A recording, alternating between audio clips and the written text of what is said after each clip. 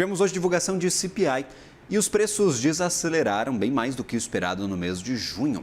O índice caiu 0,4% no mês. Isso significa preços mais em conta, deflação para os Estados Unidos, mesmo que apenas por um mês. Economistas consultados pela Reuters até previam uma queda, mas uma queda de apenas 0,1% neste período. Nos últimos 12 meses, no entanto, o CPI dos Estados Unidos fechou em 3,5%, ficou também abaixo das projeções de 3,8%.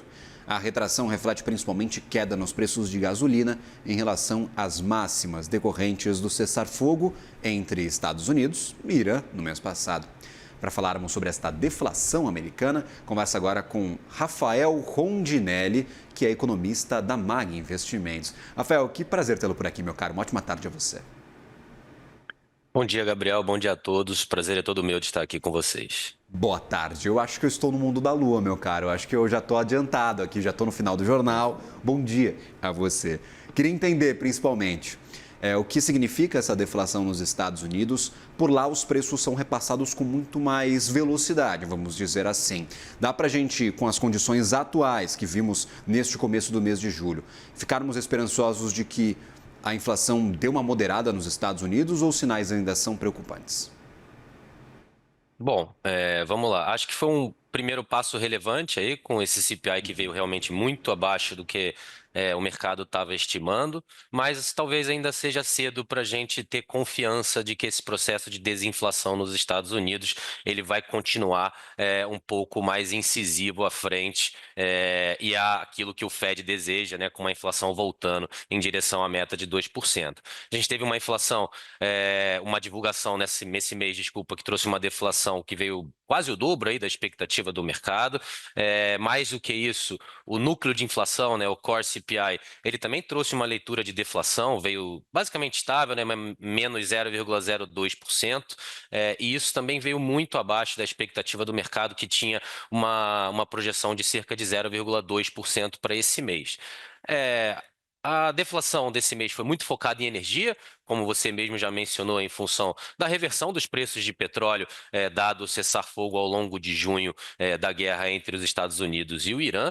Isso trouxe, né, os preços de energia aí para baixo, com uma queda de 9,5%, puxado principalmente por gasolina, com uma queda um pouco mais do que 5%. Mas, apesar disso, a gente também teve uma leitura qualitativa bastante positiva na parte de serviços, né? Serviços trouxe uma surpresa positiva em relação à expectativa do mercado e disseminada basicamente aí em relação aos seus grupos, né? A gente teve uma redução aí nos preços de educação, nos preços de saúde, nos preços de transporte, e isso traz uma perspectiva um pouco mais otimista para a inflação no curto prazo.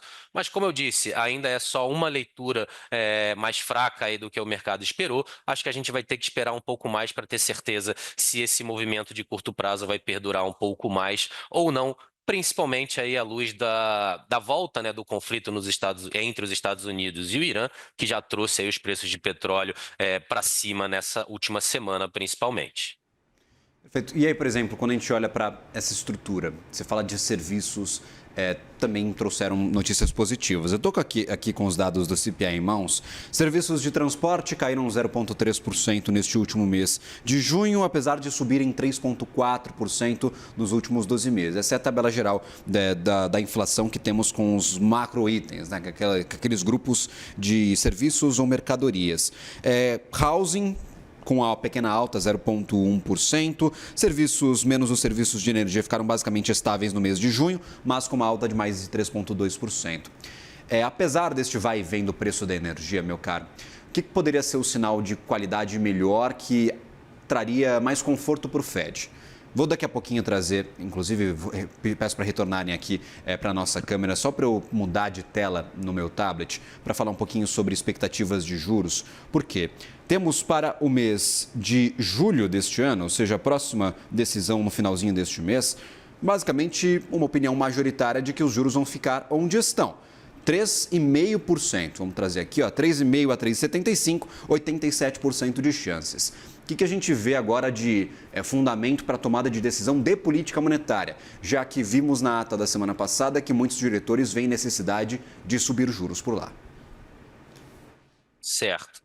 Acho que a própria leitura de serviços, como eu comentei, e ter o fato de ter sido uma surpresa positiva disseminada entre os grupos, traz um pouco, né, dessa perspectiva um pouco mais otimista para a inflação de curto prazo nos Estados Unidos.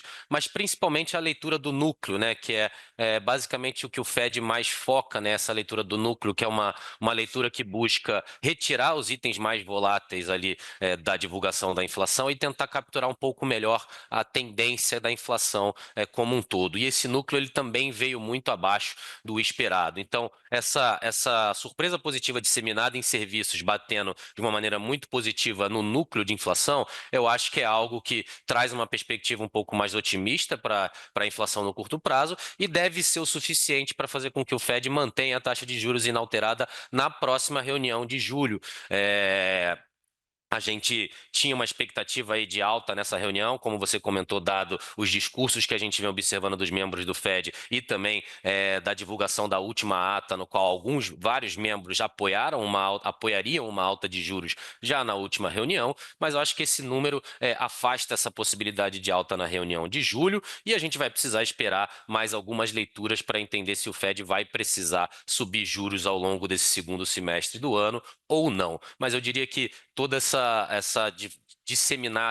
surpresa positiva disseminada em serviços e o núcleo da inflação vindo bem mais baixo do que o esperado, deve ser o suficiente aí para a gente ter algum alívio nas expectativas de alta de juros para as próximas reuniões do Fed. Donald Trump já chegou a dizer em outros momentos que a inflação é bem-vinda, que ele fica até animado com essa alta de preços e que, terminando a guerra no Oriente Médio, a inflação volta para o patamar normal. Pelo que a gente teve de amostragem deste período breve que tivemos de cessar-fogo, dá para a gente acreditar que isso vai acontecer acabando a guerra no Oriente Médio, tendo um fim definitivo, a inflação volta para o normal? Olha, eu acho que é um pouco cedo para a gente falar que ela voltaria 100% ao normal. Acho que desde a pandemia, a economia americana e a própria economia global sofreram bastantes alterações, até mesmo no comportamento do consumidor. Mas fato é que o principal impacto desse pico de inflação nos Estados Unidos que a gente viu recentemente é fruto da guerra no Oriente Médio. Então, eu não sei se a gente vai voltar de uma maneira tão rápida e sustentável para a meta do Fed de 2%, mas a gente deve voltar a ver uma inflação reagindo de uma maneira mais coerente com o nível de política monetária e muito provavelmente, se não tivermos mais grandes sustos relacionados à guerra ou outros fatores exógenos que possam impactar os preços aí de commodities, a gente deve sim ver a inflação caminhando na direção da meta de 2% do Fed, mas de maneira ainda possivelmente lenta em função de uma economia ainda aquecida, mercado de trabalho ainda aquecido, que apesar dessa surpresa positiva em serviços que a gente teve, a gente ainda mantém leituras relativamente pressionadas para níveis históricos dos Estados Unidos, dado a meta ainda em 2%. Inclusive, daqui a pouquinho, pouco após a sua entrevista aqui, a gente vai falar sobre Kevin Warsh. Ele está dando declarações agora, fala um pouco sobre a avaliação do Comitê de Política Monetária sobre a economia dos Estados Unidos.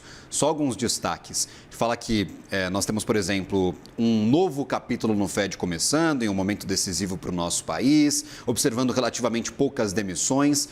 O mercado de trabalho muito aquecido já há muito tempo, desde a pandemia, que você menciona como um fator transformacional para a economia dos Estados Unidos. A inflação se tornou mais resiliente depois da Covid-19 por conta dos diversos estímulos, impulsos fiscais que vimos em todo o mundo. E eu queria puxar aqui um tema que foi citado na última ata divulgada na semana passada, que é a inteligência artificial. Pela primeira vez, o Fed abre o jogo e fala: a gente não sabe o quanto estes investimentos em IA serão inflacionários para o futuro da economia. Isso pode ser um elemento a colocar na conta como um fator de riscos para a inflação. Como é que vocês estão calculando isso por aí? Como é que vocês lidam com este investimento em IA? A gente vê realmente bilhões e bilhões de dólares sendo injetados na economia atrás dessa corrida pela tecnologia. Exato, né? Esse eu acho que é o grande tema do momento aí, principalmente focado nos Estados Unidos. A gente vem observando investimentos muito vultuosos na área de IA e tanto na parte de capacidade de processamento, quanto também na parte de energia, pela necessidade e o uso intenso de energia que essas tecnologias trazem. A gente vem observando sim que parte dessa inflação é fruto dos investimentos em IA que acabam puxando a demanda, né, dos dos produtores de maneira geral, e isso traz um impacto secundário para os consumidores. À frente, a gente sabe que a IA é um processo inflacionário a partir do momento em que ela provavelmente vai trazer uma taxa de juros neutra mais alta do que o que a gente tem agora, mas a gente ainda tem que botar um pouco o pé no chão para observar os impactos disso à frente, né? A gente tem uma corrida aí das empresas por investimento nisso, a gente tem visto cada vez mais diversos serviços, o que traz uma competitividade maior em relação a esse segmento, com já pipocando aí algumas análises de que talvez os investimentos à frente não vão ser integralmente realizados, dado uma necessidade menor, talvez, desses investimentos no momento. Então, sim, a gente trata isso, né, com uma pressão altista na inflação aqui dentro da MAG nas nossas projeções, mas ainda pendente de mais dados à frente, dado que é um ecossistema ainda muito novo, com muitas alterações aí a cada semana. A gente tem modelos novos que gastam mais energia, que gastam menos, enfim, é algo que a gente segue observando, mas sim gera uma pressão altista na inflação. Rafael Rondinelli, economista da MAG Investimentos. Que prazer tê-lo por aqui, meu caro. Um ótimo dia a você. Até a próxima. Prazer foi meu. Até a próxima, Gabriel. Um abraço. Valeu.